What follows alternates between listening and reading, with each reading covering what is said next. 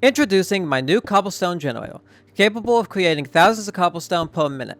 This incredibly compact machine stands as one of my most optimized cobblestone generators I've ever created within the Create mod. So if you'd like to see more builds like this, please consider subscribing, because it really helps the channel out.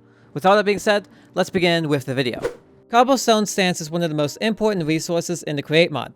It is used in various recipes like gold, iron, andesite alloy, redstone, the list goes on. With all that being said, sooner or later you're going to need a cobblestone generator to automate most things within the Create mod. This cobblestone generator produces around 1,350 cobblestone per minute and uses no lava after the machine is set up. The amount of cobblestone this machine outputs is almost equal to the amount of cobblestone a crushing wheel can consume at max RPMs, which is around 1,280 cobblestone per minute, making it an excellent choice to use for any farm that involves crushing wheels.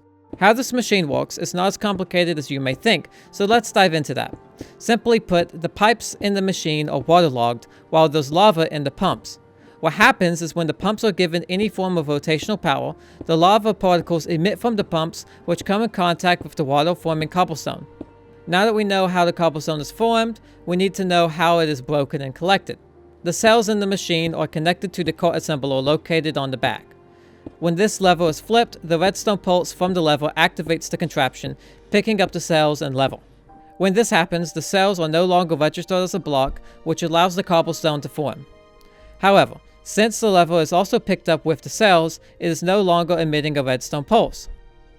Since there is no longer a redstone pulse emitting from the lever, the contraption places itself back down, breaking the cobblestone that was formed. This entire cycle is repeated over and over, making it a great and cheap way to instantly break the cobblestone without using any stress units to do so. Once the cobblestone is broken, the hoppers on the bottom insert the cobblestone into the vault below. To prevent lag or even corrupted chunks from happening, a threshold switch is placed on the back side of the machine under the core assembler.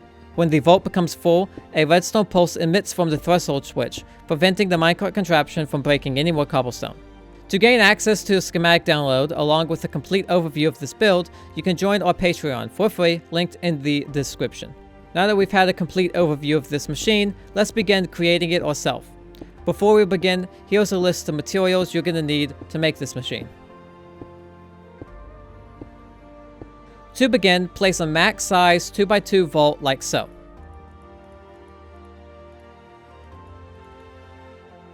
Next, place 2 strips of hoppers along the top of the vault and add another strip facing the middle hoppers.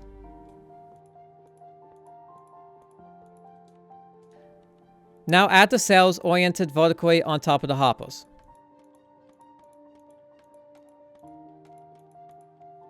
Place down your threshold switch facing the vault. Place a rail, then a core assembler on top of the threshold switch. Now, place any solid block of your choice on top of the core assembler and place a lever on the side of that block. Now to place the mechanical pumps. Place a mechanical pump above every cell.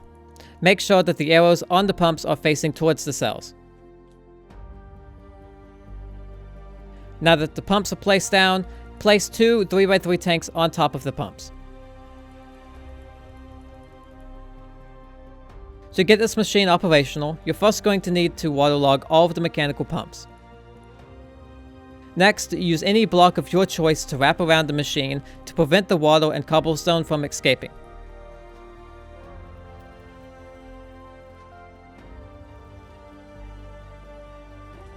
Now we are going to add rotational power to the machine.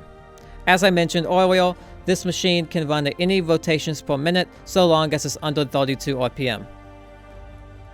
For the simplest approach, I'd recommend placing a few water wheels underground with a shaft running up into the machine. You could also connect it to your current power grid and use gear ratios or a speed controller to get the RPM as low as possible. Next, you're going to need to add a bucket of lava to each tank. Here's a system I'd recommend using to get the lava into the tanks.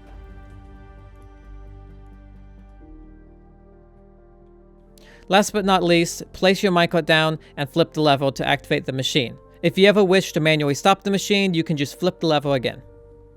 For troubleshooting guidance and access to exclusive content, join the Art Creation Discord. With all that being said, thanks for watching the video in the first place and have a great day.